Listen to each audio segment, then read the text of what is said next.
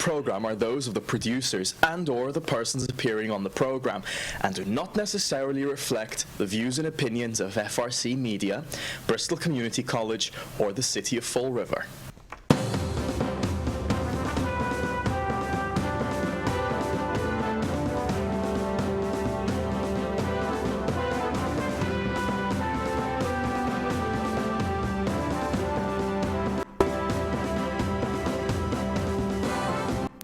That music. Well, hello. Welcome to Spindle City Straight Talk. I'm Chip. I'm CJ. I'm Nisa. And I'm Carlos. Oh, there we go. We got the whole house in We got the time. full house today. Yes, we do. The panel discussion. And boy, do we have a lot of discussing. Do we have a lot of discussing to do today? I think so.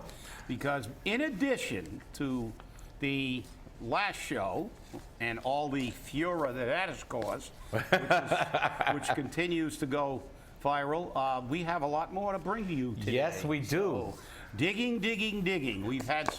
We're looking at a timeline here, and it's going to be very interesting. Okay, so, I want to get CJ, get to it. I want to get directly to the debate.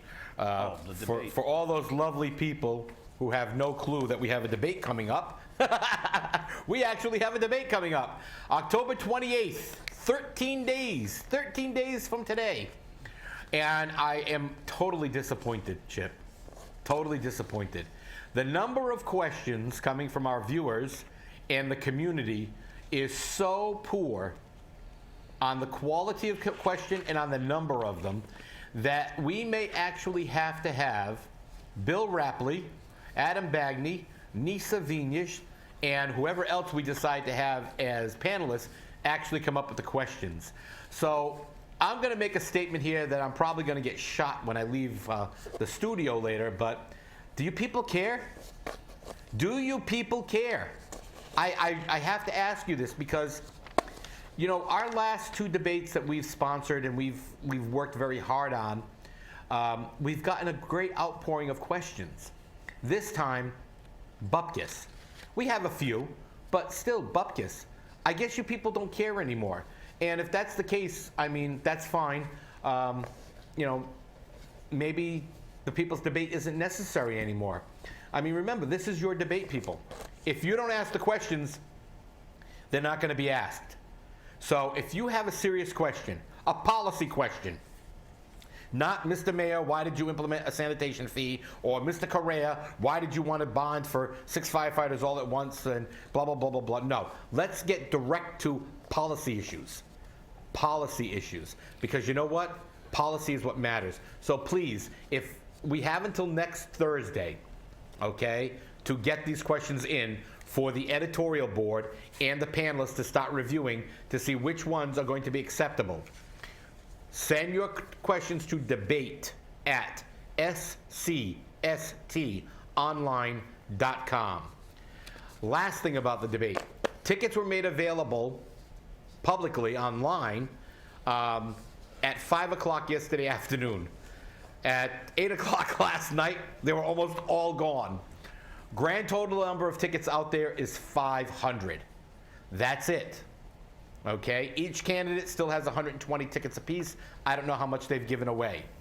The balance of the tickets were given away either directly by various members of the community. Carlos had some. I know that our co-host Chip out there has a stack of them in his hand, so if you see him, attack him and get a few. But basically, for a free event, we'll use the term, it's sold out. So please, you know, make sure if you can find a ticket that you get it. They are rare. Now people I know people actually got a few extras, but please be sure somebody gets those tickets. This is the first time this debate will make regional television broadcast over the air, not just on our cable systems, which I want to thank FRC Media and FRG TV for all the work they've put into this debate so far. You know, their sponsorship and their work will not go unrewarded. But, you know, this is your debate, people, so please make sure we get the questions. We need them. Remember, debate at scstonline.com. And now back to the news with Chip Kamara, Nisa Venus, and Carlos Caesar. Well, I have to add to that. I mean, obviously, by the interest in the debate and the fact that the tickets are almost all gone, and they were almost gone immediately as soon as they became available, shows the community interest in it. The fact is, I think that a lot of people basically have narrowed this thing down to a very, very few questions, and they're probably saying that, we have some leftover questions from the primary debate, and that they're looking at a very narrow frame of questioning, as you said, policy. And I think when it gets to policy, they think that a lot of the questions are redundant, and based on what I saw, and by the way, I have to mention, all you people out there who were condemned for your behavior, the last debate with no audience was just as raucous. So you can't blame the people of Fall River. You can say, and look, I'm not saying that in a negative way. I'm glad these candidates have a little passion, and it's good. Unlike some of these people that are saying, the audience should sit there like mummies. I believe in the House of Commons form of government, but send in some questions. I mean, feel free. We're not going to be worried if we have a question that's similar. We'll look at them and take the one and basically frame it. But Chip, I'm sorry to interrupt. I think there's a difference between having a little bit of passion and just being right out obnoxious, which is what people, I find, we're taking away time from their candidates. So. Well, if they want to be obnoxious, I don't really think anybody's obnoxious. Well, I guess you're not from Fall River. Because in our debate, nobody got arrested. So in the other debate, somebody did get arrested. So I'd say they crossed the line there. A little bit of noise. And, the fact is there's going to be noise. This is a very passionate election. Okay. I mean, we have an incumbent mayor who hasn't even served a year yet. And he's under tremendous fire, and he's running scared, and his supporters are going to be vocal, and they fully understand, as was said before the last debate. If you make noise, you're taking away from both candidates. Right. But that's the thing is, you're right in one way, but in a way, to me, this is the people's government. And I want to hear the people. I don't care. Obviously, if they want to make a lot of noise to disrupt the other person, well, then it's up to the moderator to take the time away from the individual whose camp is doing that. But we'll do that at the debate. I'm looking forward to a really lively debate, since our debate is the last debate before the election, and it's very, very close to the election. And now we're going to get to the stuff that's going to make this election even more interesting, because we led on the last show with some breaking news, and now we have some more breaking news. So, CJ, I got this whole stack of corroborating evidence here, and I don't know what order you've got them in. So I'll let you tell me what we're covering first, so I can get to the right page. Okay, let's go to page 1. Okay, page 1 is from the New England Regional Council of Carpenters. All right, well, my pages aren't numbered, so. Well, we understand that unions are going to voice their opinion, and we understand that unions are going to pick candidates and endorse them, and we're not saying that they can't do that. Nobody on this panel, nobody on this show would ever say that. After all, my co-host is a former union president, and he would probably stick that fireman's boot up my backside. He will. He will. So, but once again, the winter creeps up on us, and so does election season. Now, this letter was written by Ron Rayum, name familiar to some people in Fall River. And if he's not, he serves on the Fall River Office of Economic Destruction, and he also serves as a board member of the Coalition for Social Nitwits. I mean, Social Justice. And his union, the United Brotherhood of Carpenters and Joiners of America, has chosen as their candidates Sam Sutter for mayor, as well as candidate City Councilor Dan Rigo, Linda Pereira, Cliff Ponte, Steve Camara, Ray Mitchell, and Richard Cabaceres.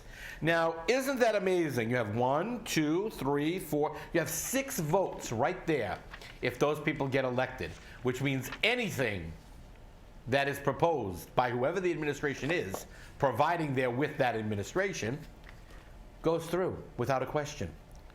And let's look at these people. Dan Rigo, he's a union executive. I wonder why he was chosen. So let's strike him. Linda Pereira, well, Linda's never met a union member she didn't like. Cliff Ponte, real estate broker. Majority of his supporters don't pay taxes. They're tax delinquents. Steve Camara. Steve has a long history. We've spoken to Steve very clearly here. He has served as on the school committee and on the city council. So he brings back some of the old school politics. While we may not always agree with Steve, I will say one thing. He's always been a gentleman about it, and we've agreed to disagree, or we find a synthesis somewhere where we can meet. Ray Mitchell, well, you know, the farm door should have been closed a long time ago, and, you know, the nursing home doors are open. And Richard Cabaceres, Mr. Roving Fire Engine himself. Mr. I can't take a job on the fire department because I'm scared. I might fall off the ladder. Don't do that. So somebody else should have a job. I don't need it. So this is who they've selected. Now, if you people vote for these people, That was pretty good. That was a good impression. okay? Impression. Let's go. Okay. Hey, it's all about the entertainment factor. So, I mean, Ron Rayum, I mean, this is a guy who not only does he derive his money from endorsing political candidates for the union and serve as a union rep, this guy derives money from the Florida Office of Economic Destruction and Ken Fiola and the Coalition for Social Nitwits. Deb Fastino, who, by the way, Deb Fastino resigned from the Solid Waste Task Force. Because she was never there anyways. So Yeah, well, she resigned when the committee was all done anyway. They had one more meeting. It's like, so, I mean, that was kind of a perfunctory kind of... well, that's better than being fired. Yeah, but let's get back to this. Ron Rayum, he was a, let's set the record straight for people who don't know. He was a supporter for Sam Sutter when he ran in the recall election. Right. He was at the organizational meeting standing with Dan Rigo and Linda Pereira and Ray Mitchell, who have now been better known as the Sam Sellouts. Right. Which comprise 3 of those 6 candidates. So, look, we already know those 3. If Sutter gets in, everything he proposes is gonna get. And look, unions do this. We didn't. Ironically, we didn't endorse a lot of people in my union when I was the president because I was a union guy who believed in fighting at the bargaining table for what you got, not trying to back the right politician because, you know, philosophically, I don't trust any politician. So the fact is, as I've said many times, I don't expect politicians to do the right thing. I expect the people to force them to do the right thing by not electing them or getting them out of office.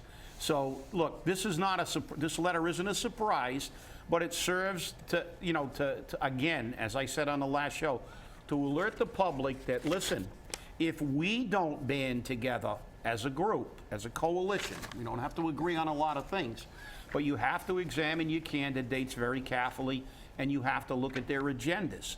And we know that there are money people and there are unions that are supporting these people, and they have every right to do so. But we have to weigh on that the candidate that they're supporting, his record.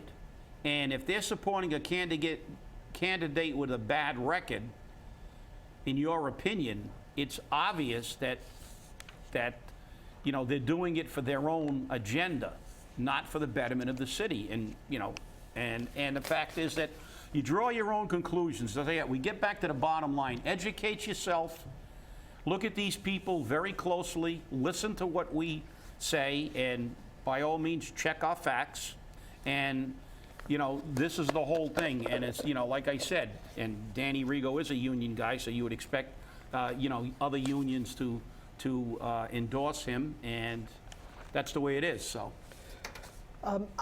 And if I could just say something here, the only problem I have with this, number one, I don't know the gentleman that you guys are talking about. I never met him. I have no idea who he is.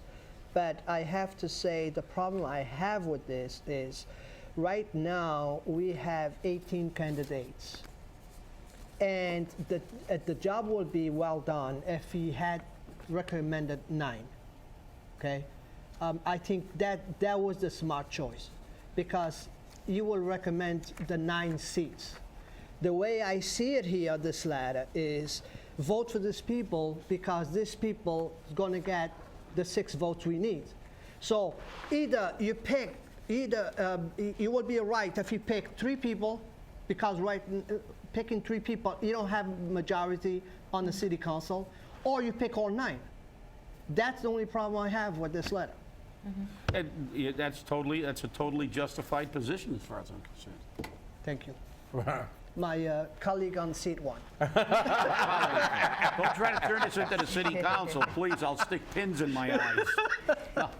But no, you're right. And like I said, but it's obvious, as you know, they're selecting 6 candidates who they feel they can, you know, that constitutes a majority on any vote in the city council. So no, you're right on that. And but maybe they felt that these are the only 6 that are worthy of their endorsement, and that's their prerogative. But you know, everybody's entitled to their opinion. So, Lisa, you want to weigh in on this? No, the way I see it, it's like these people are going with our agenda, and it doesn't necessarily matter what they want for the city. Yep. They're just what will benefit us for the moment, so we have to strive to keep them in office. That's the way I see the letter. Well, that's it. That's kind of an objective, more objective than we can be accused of being, because you don't really live in the city and you don't have any, you don't know any of these people probably personally, and we do know. Well, I know all of them, and Jay knows all of them. But that's But I mean, I'm surprised I'm alive. Yeah, on the outside looking in, that's what the average person. That's what the average person does whenever they get an endorsement letter from a union or something. They know that these people are being voted on because they're going to support that agenda. It's just like when they do it in a presidential election and they line up the unions that support them behind them, because obviously they're going to support them. So let's move on they to go hard for them. That's right, and let's move on to the big stuff. Yeah, well, this was brought to our attention yesterday, and I had to go looking myself. I currently have, and as do all my co-hosts, copies from the Commonwealth of Massachusetts, William Francis Galvin. So let's talk about a few things. Number one, let's talk about New England Moving and Storage, which used to be owned by Kevin Aguirre until Walter Monis pushed them out. And then Walter Monis changed the name to W&W Moving and Storage. Now, WW Moving and Storage, not a big deal. It used to be part of, I guess, Waleka Van Lines, but it no longer is. It's now Walter Monis's puppy. But he, on February 11th, filed the necessary paperwork to create this company as WW in his name. And on March 11th, he got a nice, big, fat, cushy contract with the Fall River Housing Authority. I mean, any questions there by people? Yeah, I have a question. Coincidence? Let's set up the timeline. When did this transition to his company take place? The initial filings by Kevin Aguirre were back in 2011, February of 2011. Okay? Shortly after that, they started slowly transferring management. Okay? Kevin Aguirre remained manager for a great period of time until they changed the name to W&W Moving and Storage, which was the end of last year. On February of this year. Let's give the year, because it's very important, because we have to remember who the mayor was. I know. W&W Moving and Storage became, with the contract with the Fall River Housing Authority, shortly after the inauguration of a certain individual to mayor. So let's be perfectly frank. I mean, he got sworn in December. And in March, Walter Moniz, and in February, this company became Walter Moniz. It became Walter Moniz, who is also in another company, which we'll name in a second. Walter Moniz decided to get into the moving business in less than, well, because actually he got sworn in on what, almost he got sworn in December 29th. Yeah, 29th of 2014. So we can just kind of throw December out the window and say he got sworn in January. So let's look at this timeline. The mayor is sworn in January. One of his close friends and associates now becomes the owner of a moving company in February, which the last time I checked, it went January. February. So within a month. I think you're right. Yeah. And then 1 month later, in the month of March, that moving company gets a $96,000 contract with the housing authority. Yeah. Wait. Wow. Hold on. What a coincidence. Hold on. That's only the beginning of. Well, I'm saying, but what a coincidence. Yes. I'm shocked. So am I, especially when I find filed on April 29th of 2014, a certain company by the name of Sutter and Moniz Property Management, with a business address of 73 Borden Street in New Bedford. The managers of this company are Walter D. Moniz of 73 Borden Street and Dorothy Feliz Sutter of 259 Dexter Street. Now, isn't that amazing? Dorothy Sutter, Dottie Sutter, is a business partner with Walter Moniz. Wait, don't stop there. Don't stop there.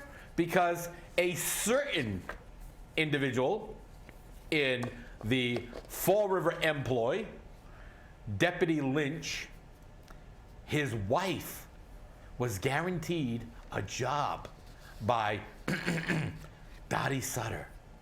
Oh my God. Shocking. At the Fall River Housing Authority. And guess where she works? Anyone on the board know where she works? Anyone on the panel?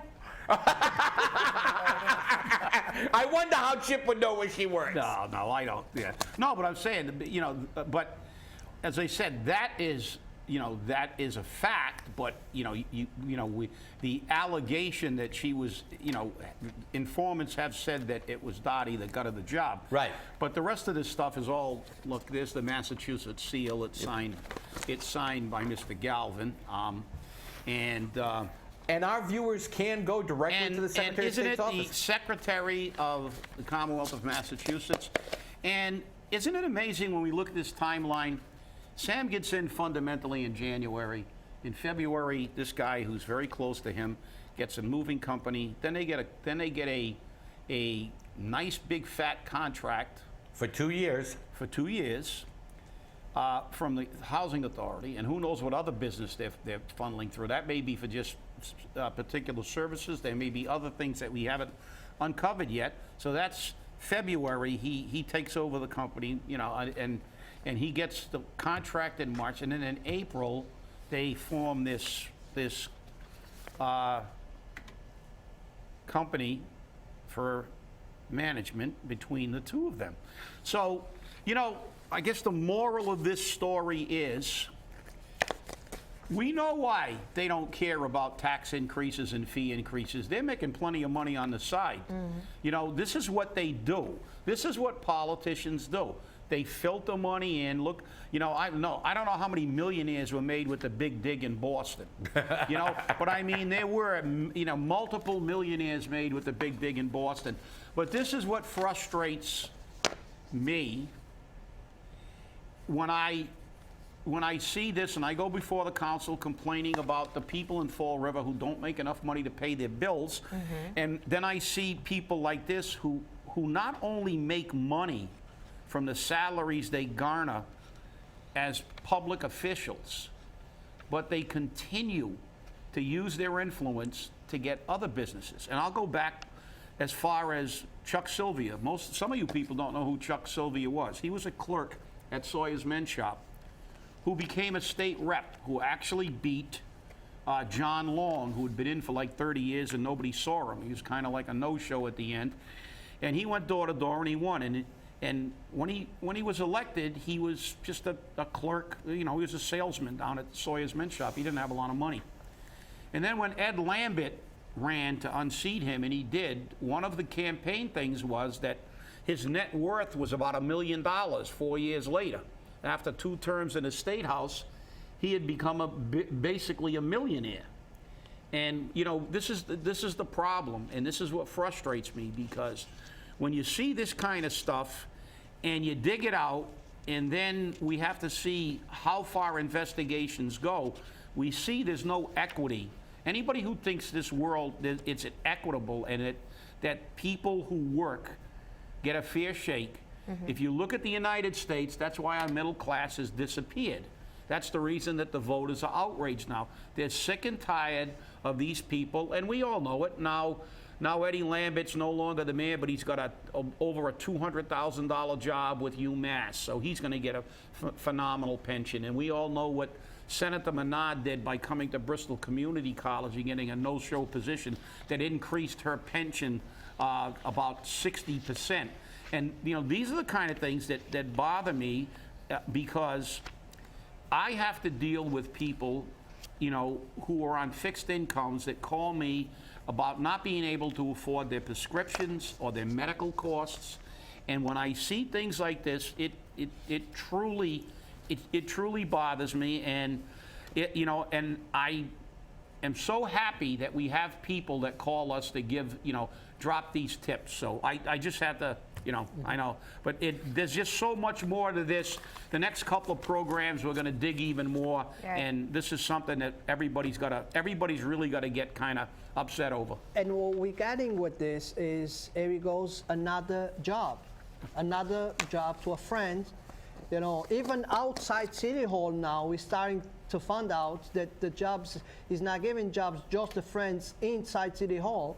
He's giving jobs to the friends even on the outside of City Hall. But It's a big club. Yeah, that's exactly what it is. It's high a big- school. I called it before the club, but I'm not going to repeat it. But no, look, you know, it's, you know, maybe it's a coincidence. You know, color me crazy, but I don't believe very much in coincidences. And that timeline, remember that timeline. Everybody remember that timeline. It's extremely important. You know, January basically was the first full month that the mayor was in office. It actually goes January, February, March. Yep. Yeah. And it goes, and it's January, February, March. Didn't take them long to get right into the swing of things. Yeah. And Just in time for the spring. That's it. And this is the same thing with this endorsement. You know, it's funny that it's only 6 names. You know, it's a majority. So Yeah. we got the 6 votes there. We can get through anything we want, and we keep, you know, feeding our friends and And that's the bottom line. course. That's the bottom line. That's because, another coincidence. Look, you know, this is okay. You know, the unions do this, and big money people finance people's campaigns. And this is what we keep trying to tell you on this show, that look, we can't outspend them, and we can't out-leverage them unless we all stick together and vote as a unit. Because the only way we can, they're power brokers, they're pushing their agenda. If our agenda is good government, the only way we can succeed in getting that is if we all get together and vote the right people into office. You just have to see right here, it says we cannot afford, see that word? We cannot afford to let the Sutter administration fail in their re-election in the next couple of weeks. Afford. That's right. See, that's an extremely important point, Easy. You're right. Hey, thanks for watching. Have a great weekend, and please get your questions into the debate as soon as possible. We need to hear them, And we stay need to even angrier. After today, yes.